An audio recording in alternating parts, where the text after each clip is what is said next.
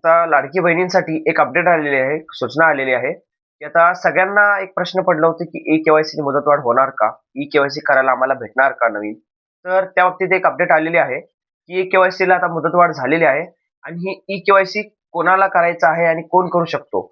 आणि ज्यांची ई-के-वाय-सी झालीच नाही, त्यांच्यासाठी उपाय काय, सोल्युशन काय? मी तुम्हाला ह्या व्हिडिओमध्ये पुढे मी तुम्हाला सांगणार आहे. तर त्याच्या अगोदर आपल्या चॅनलला सबस्क्राईब करा, लाईक करा आणि कमेंट करा तुमची ई-के-वाय-सी झालेली आहे का? आणि तुम्हाला हप्ता अजूनपर्यंत सगळे आलेले आहेत का नाही? जर कुणाला हप्ता कोणता आला नसेल, तर तुम्ही कमेंट करा आणि ज्यांची पाठीमागचे हप्ते राहिले असेल, ते पण कमेंट करा. मी तुम्हाला सांगेन त्या बाबतीत.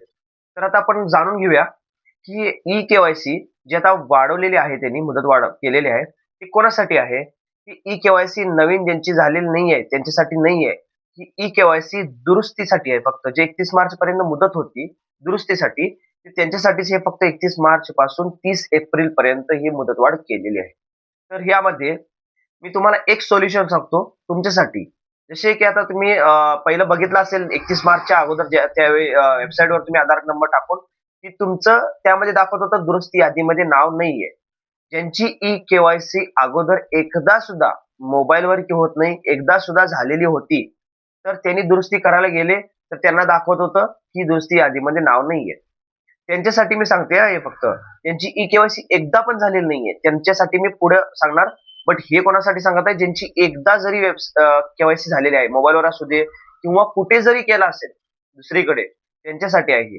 तुम्ही आता ही वेबसाईट जी आहे, आता ही वेबसाईट बंद झालेली आहे. वेबसाईटवरनं तर बंद झालेली आहे म्हणजे. तर त्यामुळे ऑप्शनच नाहीये ते ई-के-वाय-सी दुरुस्तीसाठी. तर त्यांनी आता ते थोडंफार वेबसाईटला अपडेट करणार. अपडेट केल्यामुळं त्याच्यामध्ये काही फार थोडं चेंजेस होणार. मग वेबसाईट नवीन आणि आता लॉन्च होणार त्यामध्ये ऑप्शन येणार. तर ई दुरुस्तीसाठीच येणार आहे. बट त्यामध्ये थोडंफार काही अपडेट होऊन चेंज होऊन येणार. त्यामुळं तुम्ही ज्यांची ई-के-वाय-सी एकदा पण झालेली आहे याच्या अगोदर, तुम्ही परत एकदा त्यामध्ये आधार कार्ड नंबर टाका आणि तुमचं दुरुस्ती होते का बघायचं आहे. कारण की आता चेंज झाल्यामुळं काय होणार आहे, की भरपूर अशी लाडकी बहीण होती ज्यांची ई-के-वाय-सी अगोदर झाली होती.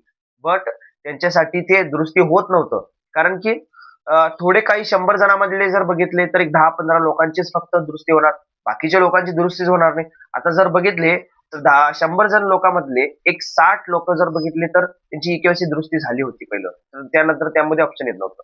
त्यामुळे त्यांचा तुम्ही आधार कार्ड नंबर टाकून बघा आणि ज्यांची राहिलेली ई-के-वाय-सी त्यांची झालीच नाही. त्यांच्यासाठी मी तुम्हाला सांगतो लवकरात लवकर ऑप्शन येणार आहे.